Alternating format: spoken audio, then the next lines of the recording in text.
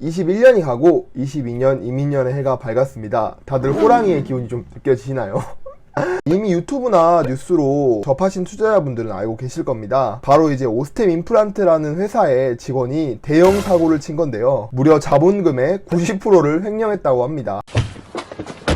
어이가 없네. 여러 명도 아니고 혼자서 그걸 했다는 게 회사 측에서 밝힌 내용을 보면 정말 기가 막힌 내용이거든요. 오스템 임플란트는 회사가 뭐 하는 회사냐? 임플란트가 들어갑니다. 그러니까 임플란트 회사, 이빨 회사라는 거죠. 이름 그대로 임플란트를 만들고 판매하는 회사인데 이 회사에 대해서 되게 생소하신 분들도 있을 거예요. 회사 직원이 자본금의 90%를 횡령할 정도니까 뭐 얼마나 커봤자 뭐 규모가 큰 기업이겠어 라고 생각하실 수 있겠습니다. 근데 놀랍게도 이 회사의 시가총액은 2조입니다. 이건 너무한 거 아니냐고?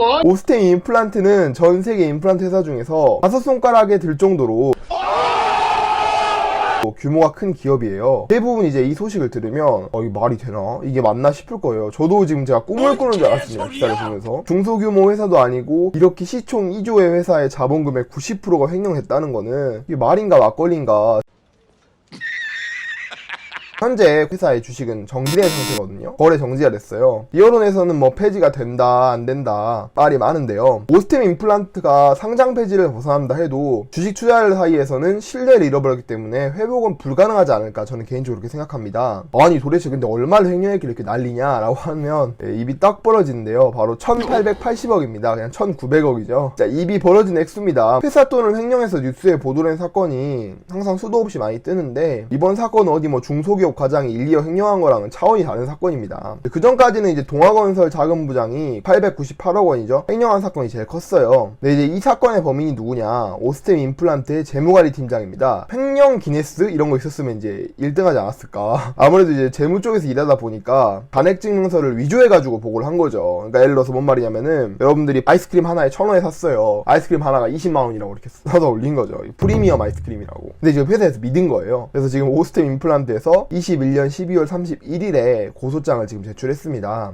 여기서 끝나지 않는다는 게 제일 충격적이죠. 횡령한 돈을 통장에 박아놓은 게 아니라 이 돈으로 주식까지 했었대요. 동진 세미컴 관련 뉴스 알고 계신가요? 삼성 이재용 회장이 동진 세미컴을 인수하라는 지시가 있었다는 뉴스가 있었어요. 그래서 그것 때문에 그날 동진 세미컴이 상한가를 찍었어요. 결국에 뉴스는 나중에 가짜로 판별이 났지만 이때 이 동지 세미컴의 무려 지분 7%가량을 매수한 사람이 있었습니다. 그 사람이 누굴까요? 퍼즐이 맞춰지지 않나요? 오스템 임플란트 직원은 21년 10월 1일에 동진 세미컴 주식을 무려 400만 주 가까이 사들입니다. 그때 당시 동지 세미컴의 주가는 1주당 36,492원이었습니다. 총액은 약 1,430억 원짜리인데 이 사람이 신상을 알아보니까 파주로 돼 있어서 아니 어떻게 개인이 회사 지분의 7% 정도를 매수할 수 있을까라고 해서 파주 슈퍼겜이라고 불렸었거든요. 가짜 뉴스 때문에 상한가를 찍던 동지 세미컴은 다시 주가가 하락하기 시작했고 직원도 쫄아가지고 이제 11월 18일부터 12월 20일까지 동지 세미컴 주식을 계속 매도하기 시작했어요. 근데 웃기게도 마지막으로 매수한 날짜 다음 날에 12월 21일에 18%가 올라가지고 같은 날 30일에 14%가 또 올랐어요. 그래서 직원이 6차례 매도를 한 이유는 대충 이런 것 같아요. 일단 이제 투자금 자체가 깨끗한 돈이 아니에요. 자기 돈이 아니다 보니까 오래 가지고 있을 수가 없어요. 솔직히 1,900억에서 1, 2%만 불려도 큰 돈이에요. 그래서 그거를 불린 다음에 회사 돈을 다시 돌려놓으려고 했을 거예요. 근데 이게 일이 잘 풀리지 않으니까 혹시 모를 반능 때문에 조금씩 팔다가 결국 매수한 주식이 1%를 남기고 다 판 것으로 보입니다. 근데 이 사람이 진짜 대단한 게 뭐냐면 횡령을 하고 있는 중에도 당당하게 29일까지는 출근을 했어요.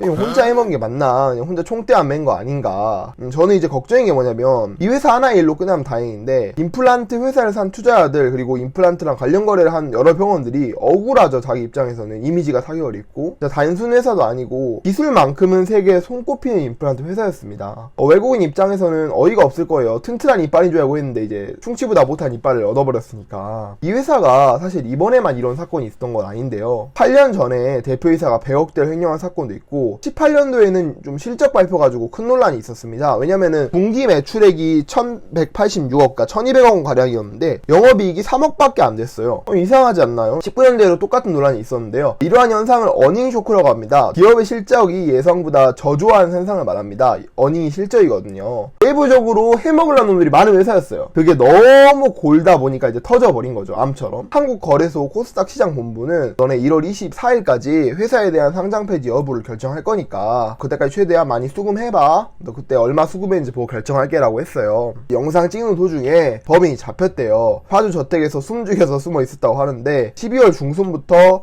850kg 상당의 금괴 680원 정도를 사들였다고 합니다. 그러니까 이제 금으로 서서히 바꾼 거죠. 현물로. 그리고 이제 오스템 임플란트 회장이 횡령 사건이 터지기 전에 주식담보로 1,100억 원 대출을 받았다고 해요. 근데 이제 오스템 임플란트가 속한 증시는 코스닥이에요. 물론 이제 코스피에 비해서 적은 규모라고 생각하실지 모르겠지만 우리나라를 어떻게 보면 대표하는 주식 중에 하나입니다. 그래서 외국인 지분율이 무려 43%예요. 더군다나 시가총액이 2조나 가까이 되는 회사가 이렇게 회계를 구멍가게처럼 했다는 거는 국내 투자자들뿐만 아니라 해외 투자자들의 신뢰도에도 큰 영향을 끼치지 않나 싶습니다. 좋은 기업과 나쁜 기업을 판별하는 시각을 가지는 것이 주식 투자에서 가장 중요하다고 생각이 됩니다. 중국의 이항이나 루이싱 또한 회계 조작을 밥 먹듯이 했습니다. 근데 진짜 한국에도 이런 일이 있다는 게 진짜 부끄러운 일입니다. 앞으로는 매출이 잘 나온다, 상한가를 찍었다고 무조건 회사를 믿지 마시고 회사의 재무제표나 회계 상태 꼼꼼하게 봤으면 좋겠습니다. 저희 우아한 경제는 앞으로도 유익한 컨텐츠로 수다하고 있습니다. 여러분들 감사합니다.